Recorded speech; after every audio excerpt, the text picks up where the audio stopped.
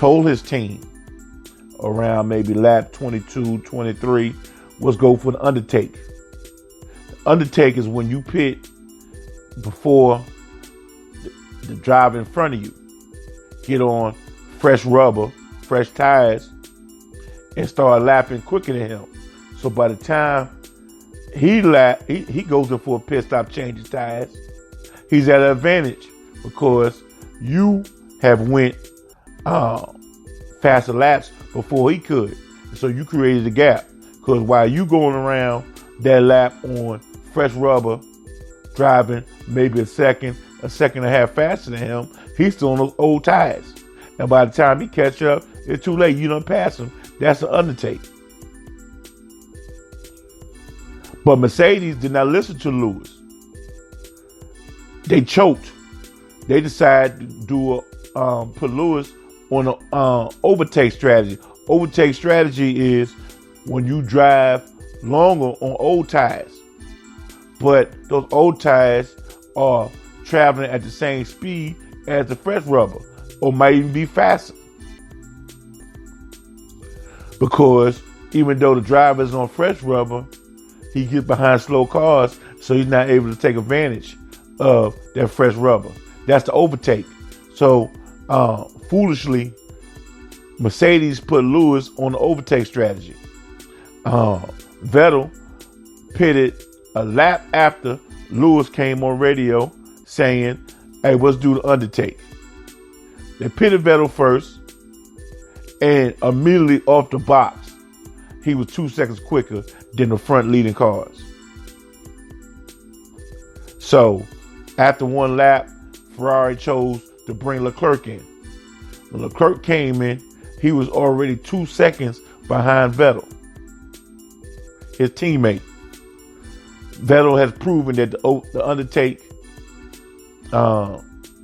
was viable. Brilliantly, Red Bull pitted Verstappen, who was in fourth place with Vettel. So he went from fourth place to third. Vettel went from third place to first, and Charles Leclerc lost out. He went from first to second. He came out behind his teammate, Vettel, but he came out in front of Verstappen.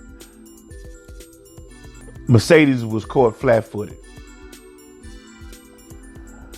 So they didn't listen to Lewis. So Mercedes was still in the lead because they haven't pitted. So the running order was Lewis in first and Vettel in the seventh, because Antonio Giovinazzi, I think Ricciardo and Pierre Gasly, they all haven't pitted. Lando Norris, they all haven't pitted. So they were still in the lead. So Vettel came behind that pack. So Mercedes didn't want to pit because they knew they was going to come out. They knew they was going to come out behind Max Verstappen. So what they tried to do was take the overtake, stay out long, and hope for a safety car. There always been at least one safety car in every Singapore Grand Prix. Grand Prix since 2008. Oh man, so Mercedes didn't listen to Lewis. They was caught out.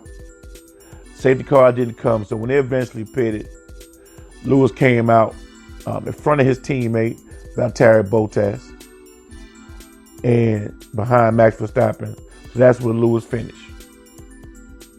So Lewis, if they would have pitted Lewis the lap before Vettel pitted, the undertake would have worked. He would have came out in front of Vettel, in front of Leclerc, and he was extending his championship lead over everybody. But after all the pits was done, Lewis finished in fourth place. Decent points. That was decent points. But it could have been more. It could have been much more. So at the end of the day, Vettel went on to win the Singapore Grand Prix. Charles Leclerc finished second. He was mad because the rule is when you get on pole over your teammate, if you qualify faster than your teammate, you get the best strategy. The undertake was the best strategy, but nobody knew the undertake was going to be so powerful. But they pitted Vettel first, of course. Ferrari listened to Lewis, and Lewis said the undertake would work. Let's go ahead and pit. Ferrari listened to Lewis and pitted one of their drivers, and the driver they pitted first ended up winning the race. So it was a Ferrari 1-2. Vettel, Leclerc, Max Verstappen, and Red Bull finished third on the podium. Lewis finished fourth. Valtteri Bottas, he pitted before Lewis, and he was going to be in front of Lewis. But if Mercedes did not tell Valtteri Bottas to slow down, not only would Valtteri Bottas would have finished in front of Lewis, but Alexander Albon of the Red Bull would have been right on his rear, and he would finish in front of Lewis as well. So to save face, Mercedes had to tell Bottas to slow down. But Valtteri Bottas, after he got a fresh rubber, he was doing a 1 minute 45 seconds per lap. Lewis was still doing 1 minute 48. So they had to tell Bottas to do a 148 as well. All the Lewis Hamilton haters didn't like that. They talk about that more than they talked about Ferrari screwing Charles Leclerc. So at the end of the day, Vettel won his first race of the year. First time he's won since Grand Prix of Belgium of 2018, well over a year. Charles Leclerc finished a disgruntled second. Max Verstappen was ecstatic, even though coming into the race they were supposed to be in front of Ferrari, but after qualifying and after the race, they went from fourth to third. He was happy to get those 15 points. Lewis bagged on 12 points, coming in fourth place. His nearest championship rival, his teammate Valtteri Bottas, came in fifth.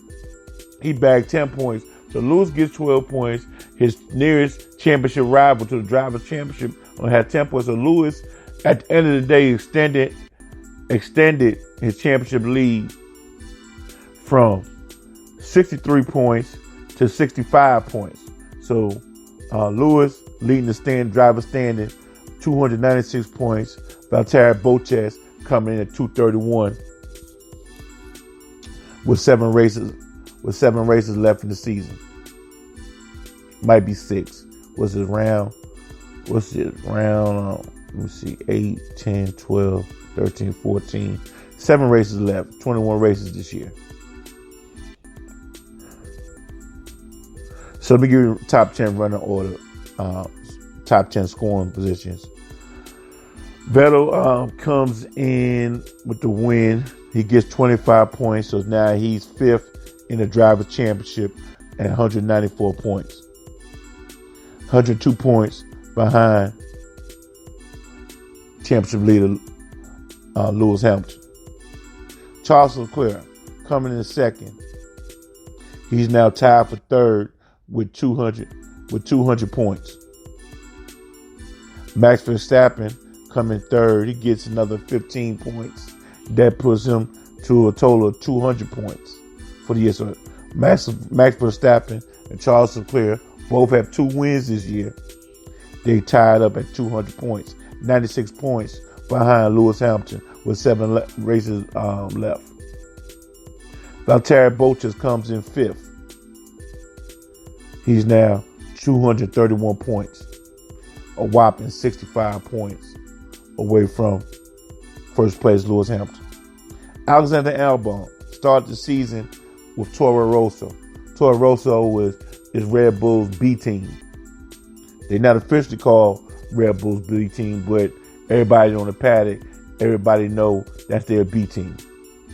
He started the season with Toro Rosso, but now the last 3 races, he's been doing well. He bagged 2 fifth place finishes and now a 6th. So He comes in 42 points in the Drivers' Championship. Lando Norris, very quick McLaren driver in his rookie year, showing that he's a puppy, but he got big feet. He's going to be a name you might want to remember in the future. He comes in 7th, bags 6 points, and he's not even in the top 10. He's a long way down.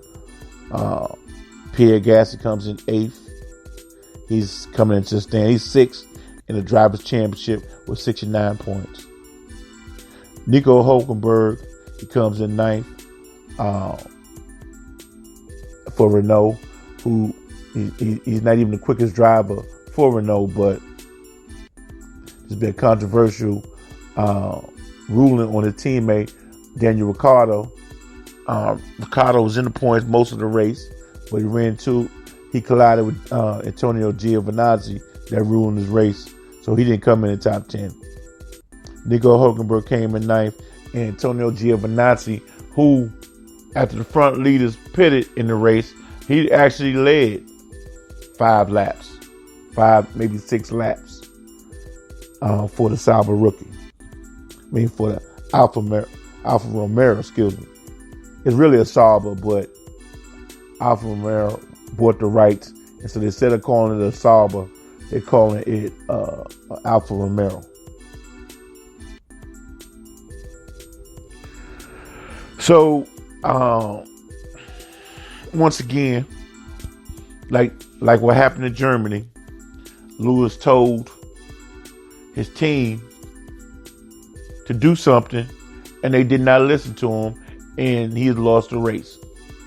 Now, sometimes Mercedes get it right, but most times Lewis get it right. And they got it right in Hungary, pitting Lewis on fresh rubber so he could come down and walk Max Verstappen down and got the win. But they didn't have nothing to lose.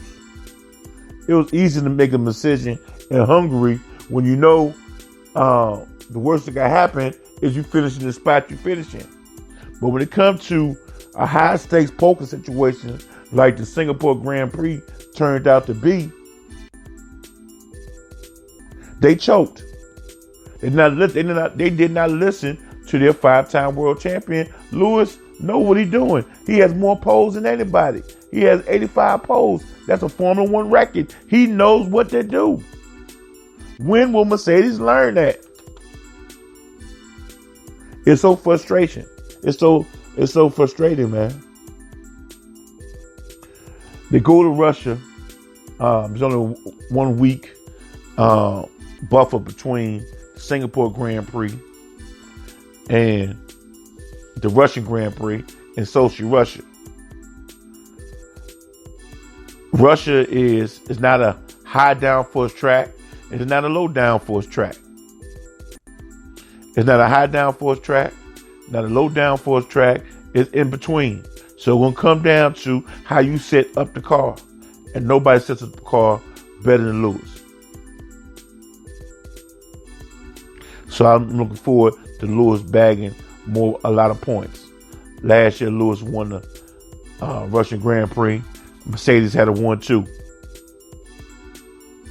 But Ferrari got a new front wing.